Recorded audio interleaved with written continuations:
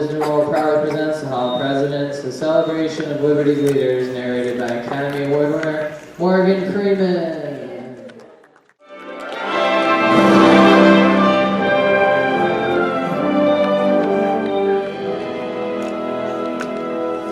We hold these truths to be self-evident, that all men are created equal, that they are endowed by their Creator with certain inalienable rights, that among these are life, liberty, and the pursuit of happiness. Almost 250 years ago in Philadelphia, a dream was born.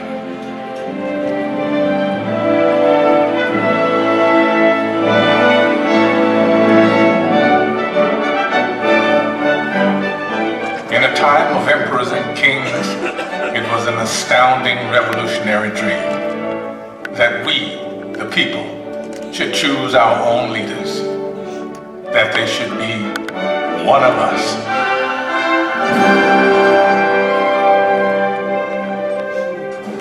This was a dream born of fire, safeguarded by sacrifice during a brutal winter at Valley Forge. Yet it was a dream that was almost over before it had truly begun.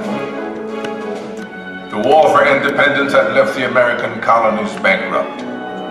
Leaders argued, unpaid troops rebelled, and some even cried out for a return to monarchy, and for General George Washington to be crowned King of America. But the man who had led an army of farmers to victory over the mighty British Empire made it clear that the only title he desired was citizen of the United States of America. I am at a loss to conceive what part of my conduct could have given encouragement to an idea which to me seems the greatest mischief that can befall our country. If you have any regard for yourself, banish these thoughts from your mind. When the new nation finally adopted its constitution, and it came time to elect its first president, there were no doubts about who that president should be. Only he had such doubts. I fear my countrymen will expect too much of me. I walk on untrodden ground. There is scarcely any part of my conduct which may not hereafter be drawn into precedent. In the end, Washington set the most important precedent of all. One of us, the man who made it possible for any of us down and dream of serving the nation in its highest, and took his place again amongst the people. And one day, sure enough, by insisting that he was, above all other things, an aristocrat, aspired to the office of president. Andrew Jackson was a battle-forged frontiersman, and according to his predecessor, President John Quincy Adams, a barbarian who cannot write a sentence of grammar and can hardly spell his own name. To which Jackson merely replied, "It's a damn poor mind indeed that can't think of at least 2 ways to spell a word." He may have lacked a formal education, but he was tough and brilliant. Just the ticket for a new nation of Americans struggling to turn a dream into an enduring reality. They swept Jackson into office by a landslide, and then descended on his inauguration, determined to shake his hand in person. Why, 20,000 country people shoved to get in the door, track their muddy boots across the carpet. And my dear, they would be here still if we hadn't placed tubs of punch out on the lawn. Washington's elite fumed, but Jackson loved it, for these were his people. He was proud to be one of us. And do not forget that the planter, the farmer, the mechanic, and the laborer form the great body of the people of the United States. They are the bone and sinew of this country. But Andrew Jackson would wage a mighty struggle to hold that great body of people together. State by state, a monstrous injustice that had haunted the country since its beginning was now tearing it apart.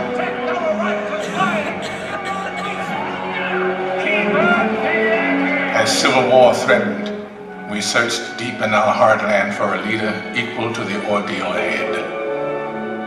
It was perhaps a vindication of the American dream that we found a plain-spoken, self-taught lawyer from Illinois whose campaign platform could be summed up in 5 simple words.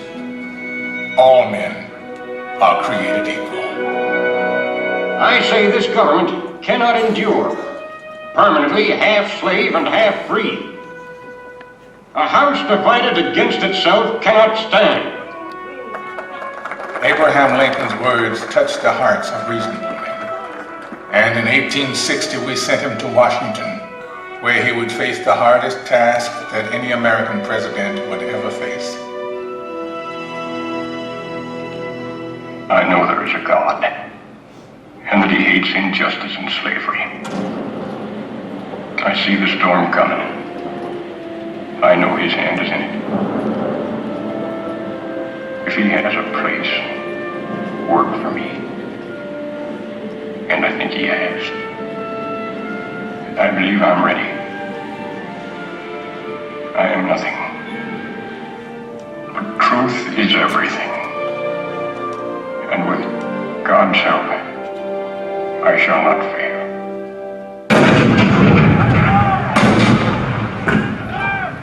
April 12, 1861, Fort Sumter.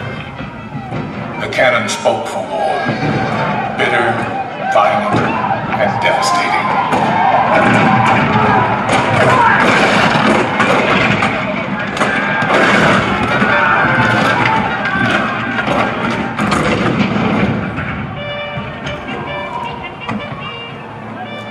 The blood of 500,000 Americans was shed in the dark days of our Civil War.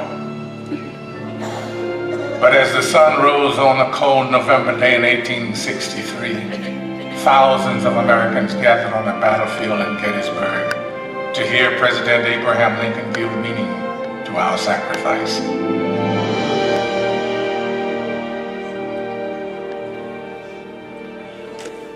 Fourscore and 7 years ago, our fathers brought forth on this continent a new nation, conceived in liberty and dedicated to the proposition that all men are created equal. Now we are engaged in a great civil war, testing whether that nation or any nation so conceived and so dedicated can long endure. We are met on a great battlefield of that war. We have come to dedicate a portion of that field as a final resting place for those who here gave their lives that that nation might live. It is altogether fitting and proper that we should do this. But in a larger sense, we cannot dedicate, we cannot consecrate, we cannot hallow this ground. The brave men, living and dead, who struggled here, have consecrated it far above our poor power to add or detract. The world will little note, nor long remember what we say here, but it can never forget what they did here. It is for us the living, rather, to be dedicated here to the unfinished work which they who fought here have thus far so nobly advanced. It is rather for us to be here dedicated to the great task remaining before us, that from these honored dead we take increased devotion to that cause for which they gave the last full measure of devotion. That we here highly resolve that these dead shall not have died in vain, that this nation, under God, shall have a new birth of freedom, and that government of the people, by the people, for the people, shall not perish from the earth.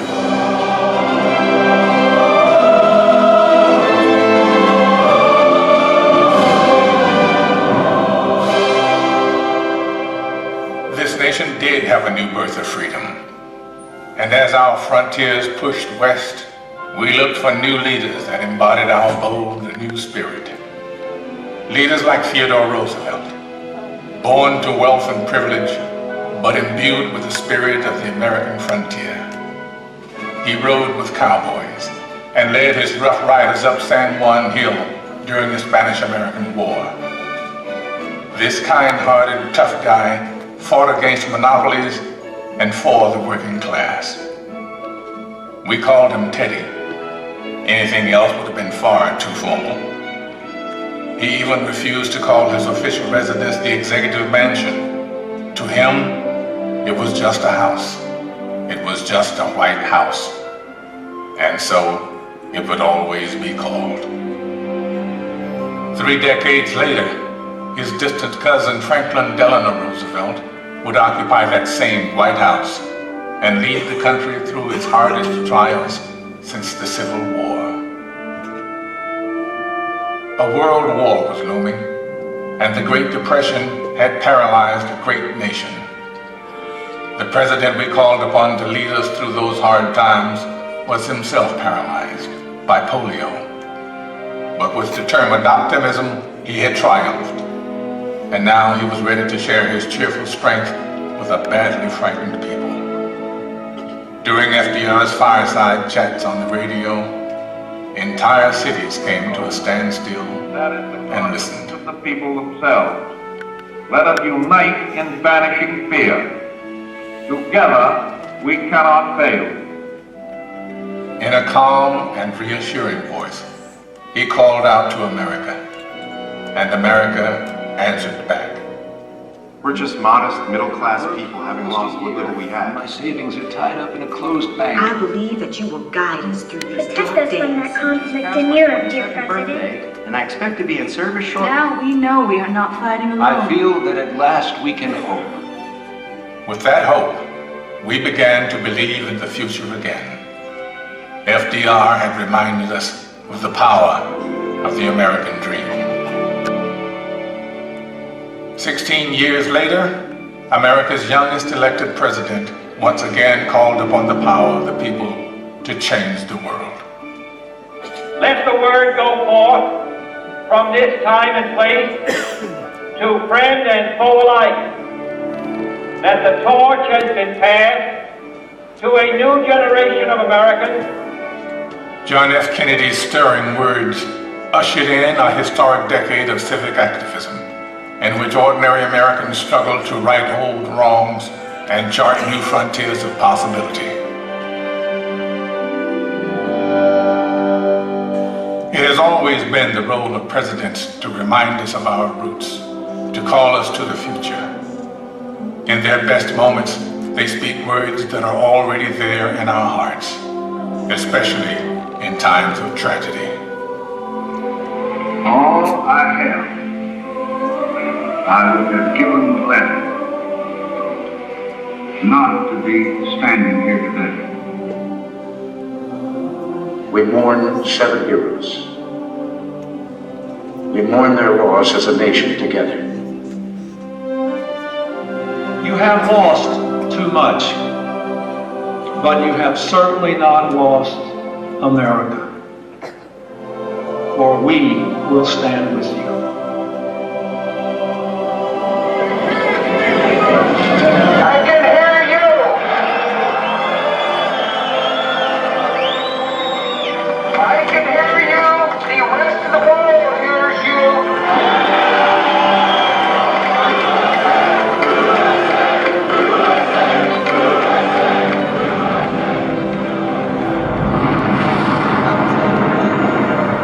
Nothing ends here.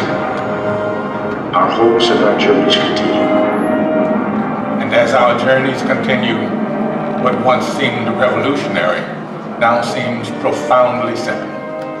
That we should choose our own leaders. That our hopes should be their hopes. Our fears, their fears. Our dreams, their dreams. Ladies and gentlemen, the presidents of the United States. George Washington, John Adams, Thomas Jefferson, James Madison, James Monroe, John Quincy Adams, Andrew Jackson, Martin Van Buren, William Henry Harrison, John Tyler, James K. Polk, Zachary Taylor, Millard Fillmore, Franklin Pierce, James Buchanan, Abraham Lincoln, Andrew Johnson, Ulysses S. Grant, Rutherford B. Hayes, James A. Garfield, Chester A. Arthur, Grover Cleveland, Benjamin Harrison, William McKinley,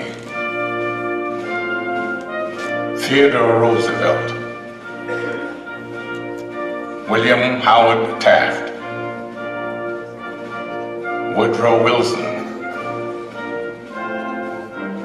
Warren G. Harding, Calvin Coolidge, Herbert Hoover, Franklin D. Roosevelt, Harry S. Truman, Dwight D. Eisenhower, John F. Kennedy, Lyndon B. Johnson, Richard M. Nixon, Gerald R. Ford, Jimmy Carter, Ronald Reagan, George Bush, Bill Clinton, George W. Bush. And now we come to the present, a present that is rooted in our past. For all of liberty's leaders have one thing in common, one trust they all accepted.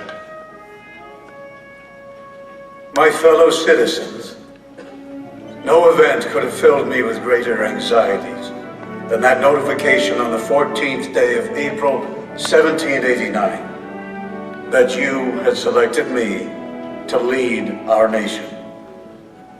But it was with the confidence of my fellow citizens that I took an oath. 35 simple words that have been repeated by every American president throughout history. As long as that oath is taken and solemnly fulfilled, the American dream will endure.